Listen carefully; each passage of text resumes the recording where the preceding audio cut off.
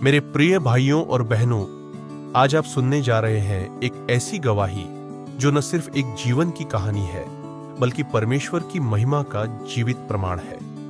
यह गवाही है अपोस्टल डॉक्टर अंकुर यूसुफ नरूला जी की। मसीह में आने से पहले साल 2002 से 2003 में अपनी पढ़ाई पूरी करने के बाद जब अंकुर नरूला जी अपने घर लौटे तो उन्होंने देखा कि उनके दादाजी कैंसर से पीड़ित हैं। उन्होंने लोगों से सुना था कि मसीही लोग प्रार्थना करते हैं और लोग चंगे हो जाते हैं, लेकिन उन्होंने कभी इसमें रुचि नहीं दिखाई। उनके परिवार वाले दादाजी को चर्च लेकर जाते थे, लेकिन उनका खुद का विश्वास उस समय तक नहीं बना था।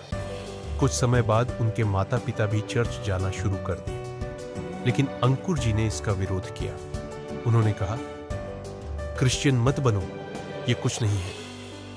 वो मंदिरों में जाते थे, धर्म में गहराई से जुड़े थे, परंतु उन्हें नहीं मालूम था कि यीशु धर्म नहीं बदलते, जीवन बदलते हैं।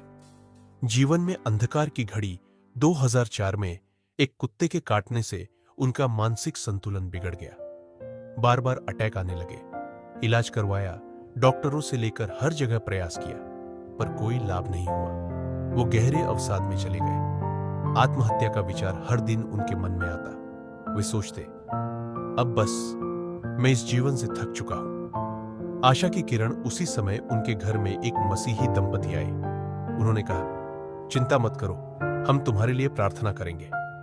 अंकुर जी सोचने लगे, मैंने हर रास्ता देख लिया, इसे भी आजमा कर देख लेता हूं। रात 8 बजे वे पहली बार चर्च गए, नशे की हालत में। प्रार्थना के दौरान उन्होंने एक अद्भुत अनुभव किया, जैसे उनके शरीर में करंट दौड़ गया हो। उन्हें एक नीले रंग की नई नियम की किताब दी गई और कहा गया, रोज 20 मिनट प्रार्थना करना। उन्होंने मन ही मन सोचा, 20 मिनट, ये तो बहुत ज्यादा है, पर उन्होंने शुरुआत की। परिवर्तन की प्रक्रिया उन दिनों वे जुए और नशे के आदी थे। एक बार पूल क्लब में उनका झगड़ा हो गया, जिस वजह से इस सब से उनका मन टूट गया। फिर चर्च से एक कॉल आया, क्या आप रोज शाम को चर्च आ सकते हैं? उन्होंने कहा, हाँ। धीरे धीरे उन्होंने बाइबल पढ़ना शुरू किया। बपतिस्मा के लिए भी खुद को तैयार किया। बपतिस्मा लेने से पहले उन्होंने अपने दोस्त से कहा, चलो आखिरी बार शराब पी लेते हैं, फिर तो नहीं पी पाएंगे।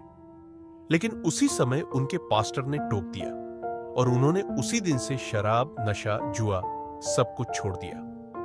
प्रभु में बढ़ना और चुनौतियां बपतिस्मा के बाद भी मानसिक संघर्ष खत्म नहीं हुए। अटैक अब और बढ़ने लगे, पर वे जानते थे कि सत्य में चलना है, पीछे नहीं मुड़ना। बाइबल उनके लिए दवा बन गई। जब भी अटैक आते, वे बाइबल पढ़ते। 4 से 5 घंटे या उससे अधिक पढ़ते, तब जाकर चैन मिलता और सो पाते। हर दिन परमेश्वर से संगति बढ़ती गई। 2005 में उन्हें दुष्ट आत्मा से पूर्ण छुटकारा मिला। वह भी तब जब उन्होंने लगातार 5 से 6 बार 40-40 दिन के उपवास रखे। परमेश्वर ने उनसे कहा, हियाव बांधो, दृढ़ रहो, मसीह में की गई मेहनत व्यर्थ नहीं जाती। चंगाई पाने से पहले एक दिन एक व्यक्ति उनके पास आया, पेट में जलन की समस्या के साथ। उन्होंने उसके लिए प्रार्थना की। अगले दिन वह व्यक्ति मछली खाकर गवाही देता है, मैं ठीक हो गया। अंकुर जी हैरान रह गए। मिलती जुलती बीमारी उन्हें भी थी। गुस्से में आकर उन्होंने सारी दवाइयां फेंक दी और परमेश्वर से कहा, अब मैं दवाई नहीं लूंगा। और उसी दिन उन्हें भी चंगाई मिल गई। सेवकाई में वृद्धि वे अफ्रीका के एक प्रभु के दास को अपना मेंटर मानते थे, जो अब प्रभु में सो गए हैं। 2007 में परमेश्वर ने उन्हें बिना एड्रेस के एक मसीही परिवार तक पहुंचाया। वहीं से खाम्बरा कलीसिया की शुरुआत हुई और फिर प्रभु ने उन्हें बहुतायत से उपयोग करना शुरू किया। आज अंकुर नरूला मिनिस्ट्री भारत की सबसे बड़ी और सबसे तेजी से बढ़ने वाली चर्च सेवकाई बन चुकी है।